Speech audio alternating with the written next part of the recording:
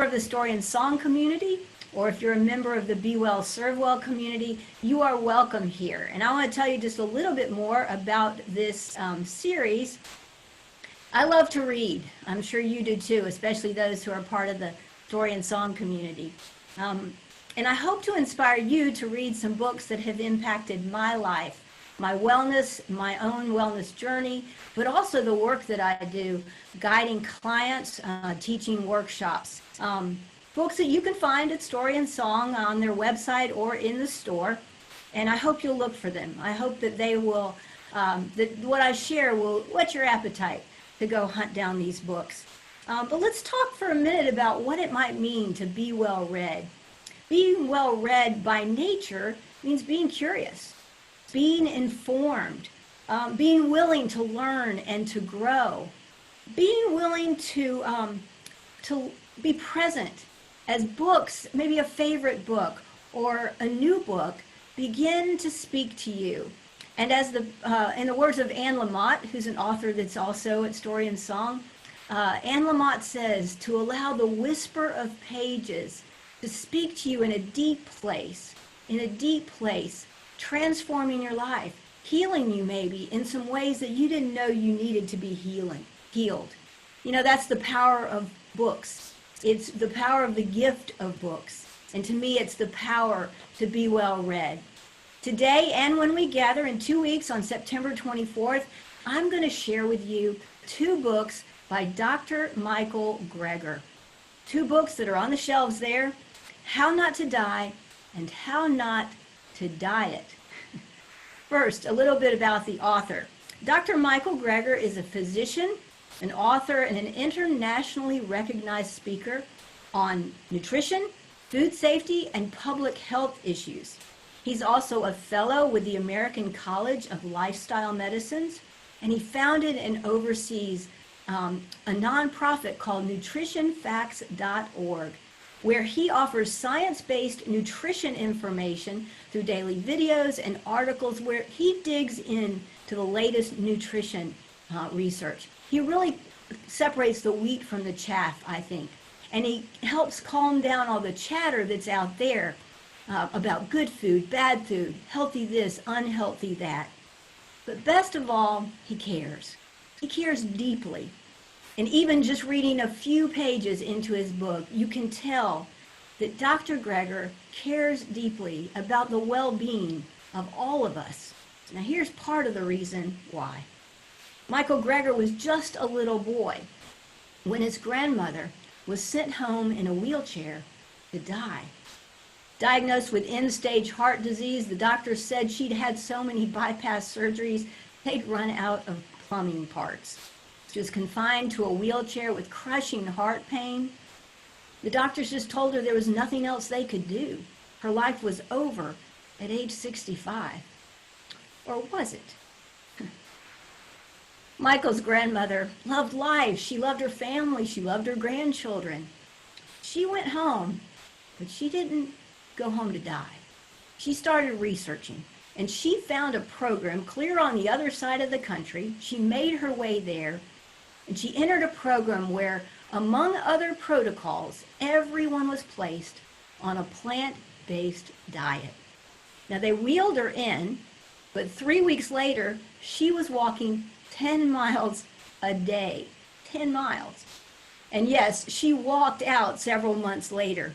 Thanks to a healthy eating lifestyle, a plant-based, plant-strong eating lifestyle, her heart disease was completely reversed, healed, and she went on to live 31 more years, dying at the age of 96.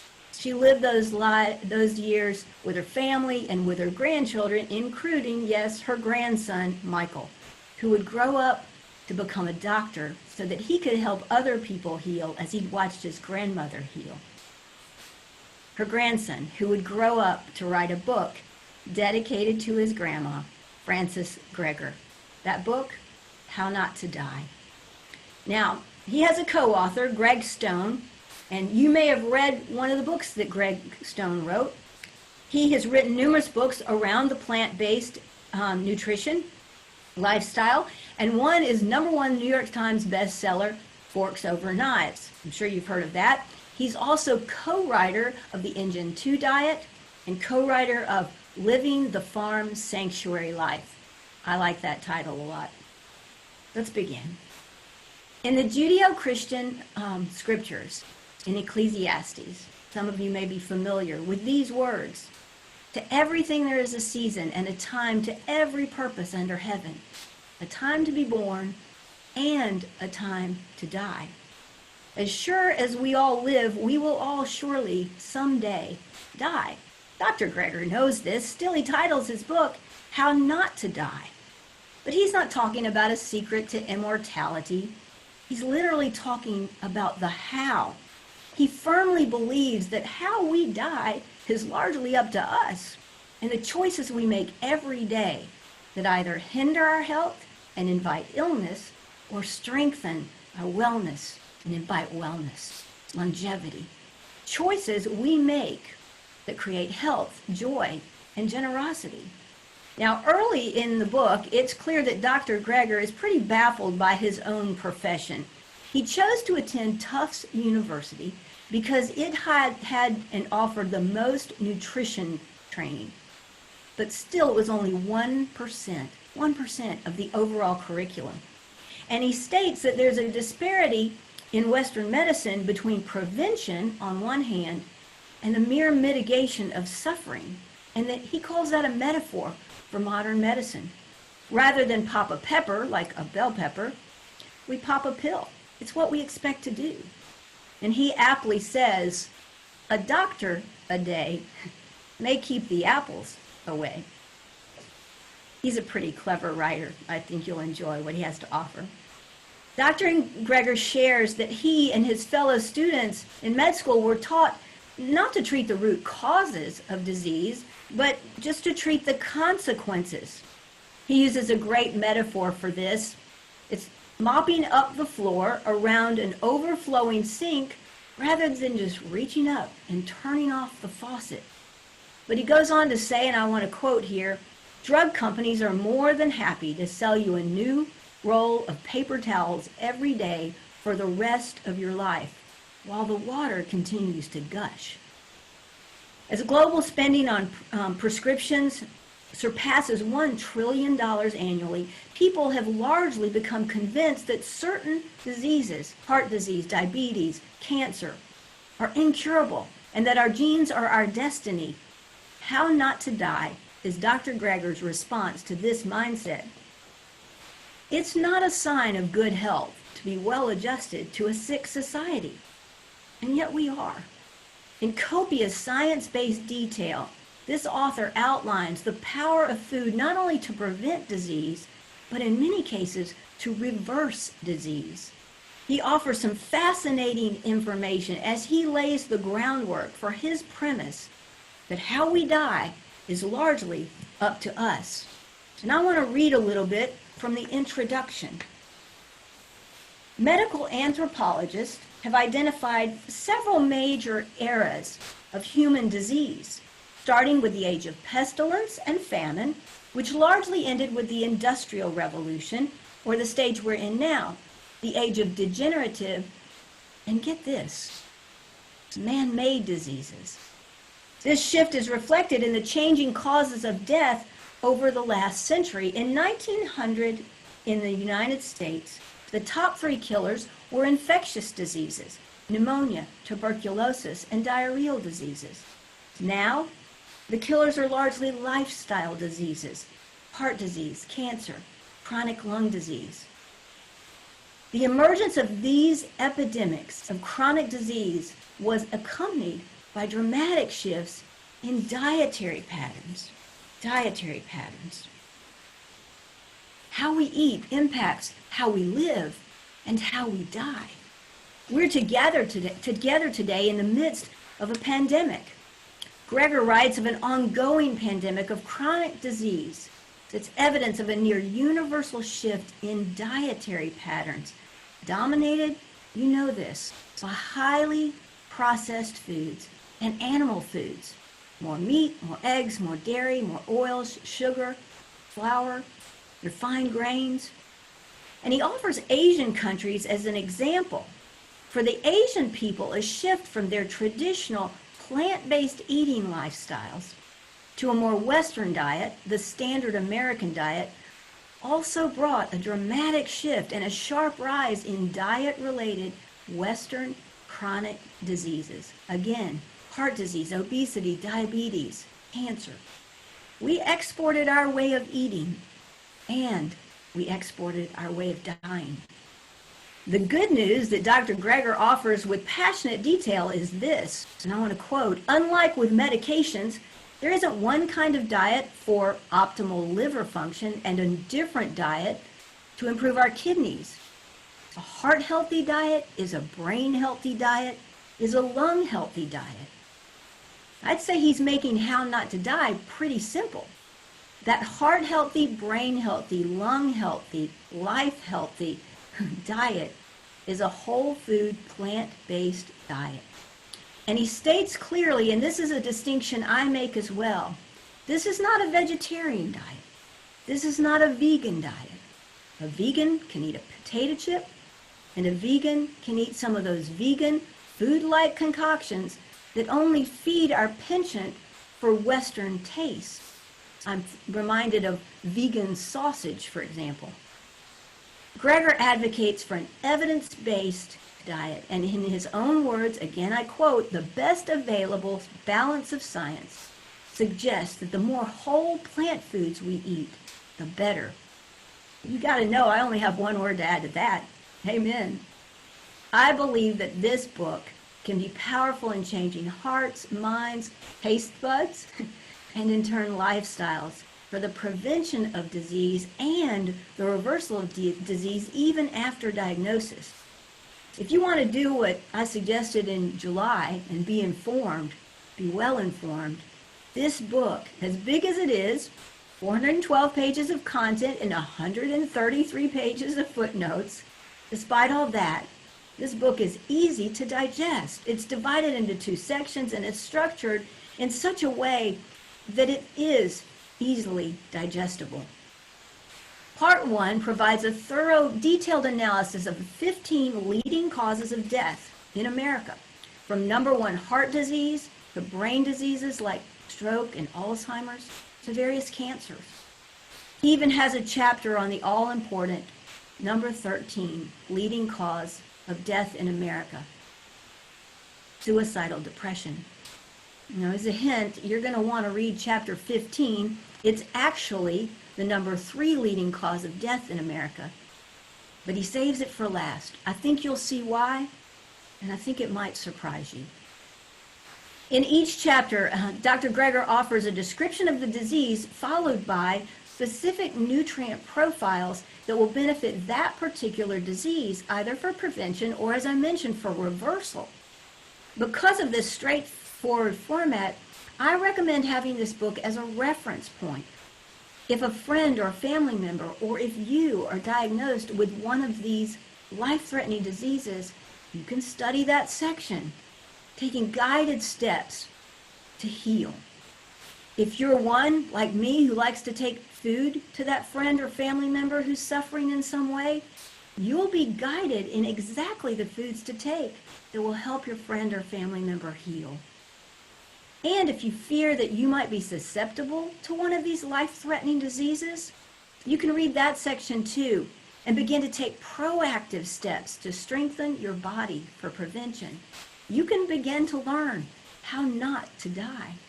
Let me give you some examples. Prostate cancer. Skip the milk and add in some flaxseed to your eating lifestyle. High blood pressure. Hibiscus tea works better than the latest hypertensive drugs. And remember, this is a doctor giving us this guidance, and without the side effects. Asthma.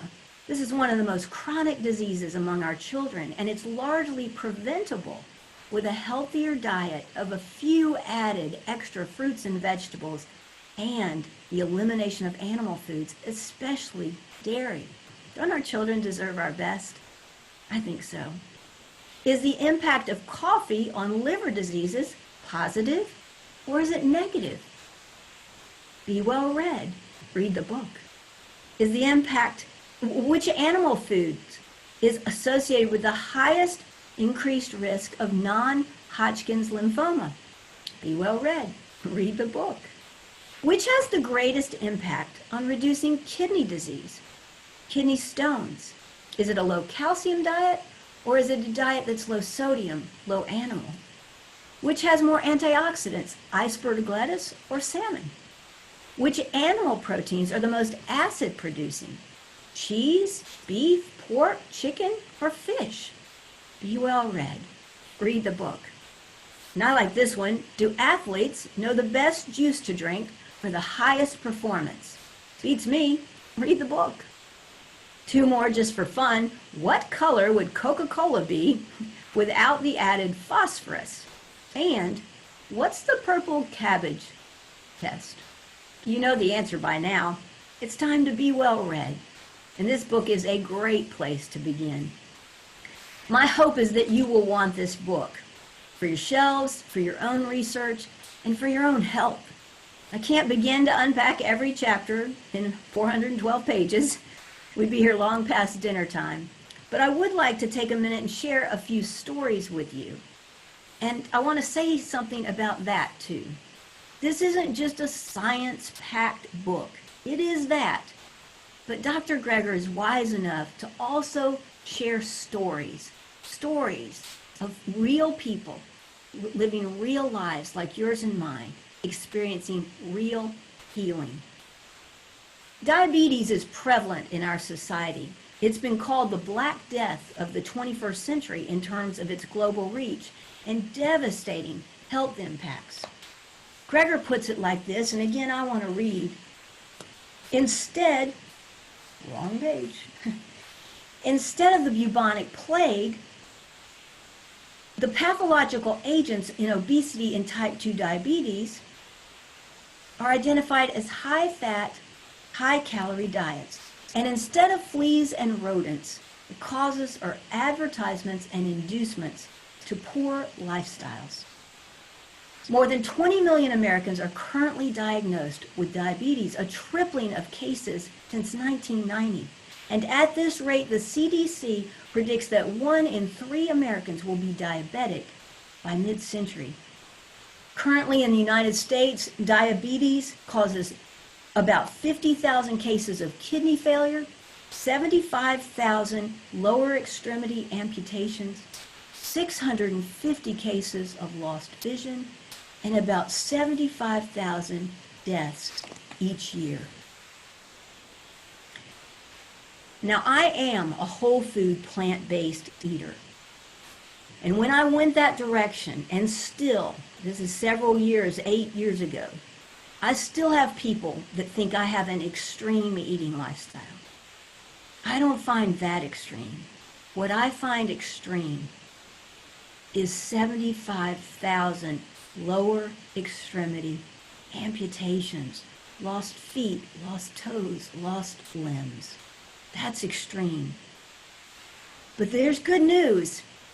Dr. Gregor begins the chapter on diabetes with a wonderful story, a story about Milan.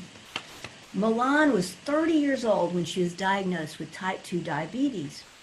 She'd struggled with obesity all her life and had been through the highs and lows of yo-yo dieting. She tried nearly every fad diet, and just as quickly as the weight went off, the weight came back on. But diabetes wasn't a stranger to her.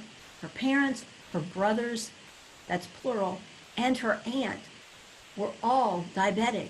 So she just figured it was inevitable. It's age-related, it's genetic. There was nothing she could do, or so she thought. Milan's initial diagnosis came back in 1970, and she lived as a diabetic for 2 decades. Then, in the 1990s, she switched to an entirely plant-based eating lifestyle. Completely turned her life around. Today, her energy levels are better than ever. She looks and feels younger, and she's finally been able to maintain a healthy weight. More than 4 decades after being diagnosed with diabetes, Milan, now in her 70s, is fit as a fiddle, he writes. She even teaches high-intensity Zumba classes. I'd like to take one of her classes. She didn't find some wonder drug or trademark diet. She simply chose to eat a healthier diet. Here's another story. This is actually a portion of a letter that Dr. Gregor received from a man named Dan. Dan was a retired NFL player, and Dr. Gregor met him when he was 42. He was already on 3 medications, 3, for high blood pressure, and his doctors had just told Dan that his kidneys were starting to show damage from those medications. Side effects, right? So Dan asked Dr. Gregor, what supplements can I take to offset those side effects? So you can probably guess what our good doctor advised. And here's what was in the letter. Again, I want to read this. Well, Dr. Gregor, I went home that night and we cleaned house. We got rid of everything that didn't grow out of the ground. Everything processed. And guess what? Over the next year, I lost my beer belly and the high blood pressure. Life is so much better without those medications. They made me feel so tired all the time. And my kidney function is back to normal. It makes me mad that no one told me sooner and that I had to feel so bad before I felt so much better. Michael Gregor has written this book so that we don't all have to feel so bad before we feel so much better. We can begin today to impact our health outcomes and to learn how not to die. What a gift. Now, as I mentioned, there's a chapter on each of the 15 leading causes of death in America, and the book is organized in such a way you can pick it up, read a little, digest a little, put it down, pick it up again, read a little, digest a little bit more, and continue to be well read as you learn how not to die. There's a chapter on lung diseases, blood cancers, kidney disease, breast cancer, Parkinson's disease, just to name a few. But I suspect that you, listening today, know someone who is suffering from one of these. It's time for all of us to benefit from this wide and deep offering of wellness, learning how not to die. Now, if part 1 is filled with descriptions and scientific-based exploration of the 15 leading causes of death in America and the role that a whole food, plant-based eating lifestyle can have on those diseases, part 2 is designed to offer an answer to a question we actually talked about the last time we were together. What should I eat? What should we eat? More specifically, Gregor is responding to a question that he's asked quite often. Dr. Gregor, what do you eat? Now, confessing that he has more of a grease tooth than a sweet tooth, I'm a sweet tooth gal, the author further confesses that he didn't change his eating lifestyle. He didn't clean it up. Despite his grandma's amazing recovery through a whole food plant-based eating lifestyle, until he came across a 1990 publication outlining the Lifestyle Heart Trial that was led by Dr. Dean Ornish and his team, that provided scientifically demonstrable evidence that heart disease can, in fact, be reversed. His grandma's story wasn't just an anomaly. From that point forward, he was sold and he evolved into the nutrition nerd that he is today. I, for one, am pretty glad. So in part two, Gregor offers 2 tools to guide our choices. And I confess, I've been sharing and teaching one of these tools in every workshop and in every one-on-one consultation since I came across it several years ago. Always give him credit, and it's always well received. It's called Dining by Traffic Light, and I'm not going to tell you what it means. I want you to read the book and find out for yourself. I think you'll find it a really helpful tool.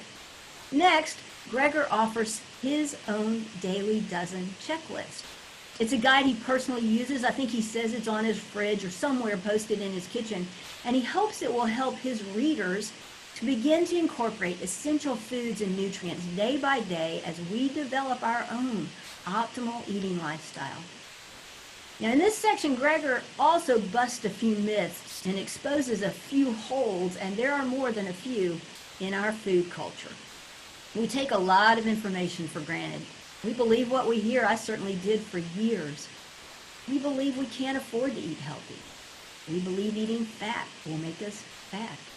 We believe that all it takes is less food and more exercise and we'll lose weight. We believe that the FDA and the USDA are looking out for our best interests. Not so fast, sorry. 10 years ago, I had no idea that 3 of Washington's largest lobbying firms reportedly work for the food industry. I wouldn't have blinked when I heard that the Susan G. Komen Foundation partners with KFC in October to create pink buckets for the fried chicken. Now, as I mentioned earlier, it's not a sign of good health to be well adjusted to a sick society. Many in our society, and we know this is true, live with a virtual disconnect, a disconnect between what we eat, between the sources that provide what we eat, and between the systems that we think are in place to protect us in our food choices. When it comes to simple eating choices, Gregor offers what he calls a Socratic learning exercise, summed up in 3 words. And I'm going to be using this one too. The 3 words are this: compared to what? Here's what he means. If he's asked if a certain food is healthy, he turns the question and asks the person, compared to what? The example he gives is eggs. Are eggs healthy? Someone asked him. He replied, compared to what? Compared to oatmeal for breakfast? No. Compared to the bacon and sausage that might be on the plate with the eggs for breakfast? Yes. Choosing one food means not choosing another food. And I find part 2 to just be a practical teaching section. Gregor introduces nutrition as a package deal. There might be iron in beef, but what about all the deleterious components? The lard, the dairy hormones, the saturated fats. To quote Gregor, food is a package deal. It was a senior executive, vice president of marketing for Coca-Cola, who under oath described Coca-Cola, I hope you're sitting down, as a nutritious drink because it provides water. Water? Seriously? Why do we support these companies whose bottom line is clearly their only bottom line? Dairy is the #1 source of calcium in America, but it comes with baggage, as Dr. Gregor says. There's no baggage when we get our calcium from leafy greens. There's only other beneficial nutrients: folate, fiber, iron, antioxidants. We would do well to be well read. Page by page, chapter by chapter, Dr. Gregor describes in copious detail everything on his daily dozen list, from beans to berries to beverages. He offers easy to remember tips and always supports his conclusions and recommendations with science-based data. That's for all my science friends out there. But you don't have to take my word for it. Read the book for yourself. Give it as a gift. You will be giving the gift of life. Dr. Gregor and I know we will all die someday. His hope and purpose is that we not die prematurely. His hope and purpose is to empower our lives, our choices, our own agency over our own health. Talk about a gift. As he concludes, he shares this. In 2015, Dr. Kim Williams became president of the American College of Cardiology. He was asked why he adheres to a strictly whole food, plant-based diet. I don't mind dying, Dr. Williams replied. I just don't want it to be my fault. For my money, How Not to Die is a wise and kind and generous PSA. It's a public service announcement. This is not a guy out to make a book, not out to make a buck. He's not even out to make a buck from the books he's selling. every penny from book sales goes to charity. You can take that to the bank. This is a passionate grandson, a health practitioner, a nutrition nerd, and a wellness activist out to save lives, helping you and I learn how not to die. Now, one final word. In his chapter on breast cancer, Dr. Gregor writes this, quote, "In medicine, a cancer diagnosis is considered a teachable moment, when we can motivate a patient to change their lifestyle. By then, though, it may be too late." In the midst of a pandemic, we are in a teachable moment. And as I share with you each month, I hope this is a teachable moment. I believe it is. My hunch is that in the past couple of weeks since we were together, or in the weeks to come before we're together again, you will hear of someone diagnosed with something. Share this book with them. It's not too late. It's not too late for you either. If you're listening to me talk about this book, I hope you hear the hope it offers. True, deep, science-based, evidence-based hope for you and for those that you love. Let's be well read. Let's be well and serve well. Let's make our grandmas proud. I know Michael Gregor made his grandma proud with this book, and he continues to do so with his life dedicated to helping people learn how not to die. Now, I'll be back 2 weeks from today, September 24th. I'll be back with you to share another of Dr. Michael Gregor's writings. I hope you'll join us as we continue to be well read, to be well and serve well. Please reach out. If you have any questions, you can put comments in the comment section. You can private message me. Like the Be Well, Serve Well page. And remember, if you were with us last week, you know there's 2 E's on B, and you know the reason. If not, maybe I'll share that again on September 24th. Also, if you're in the Be Well, Serve Well community already, make sure that you like and follow Story and Song, Bookstore Bistro. Thanks, Connor, for helping us make this possible today. And thanks to Mark and Donna and Story and Song for allowing me to partner with you as together we choose to be well read. Bye, everybody.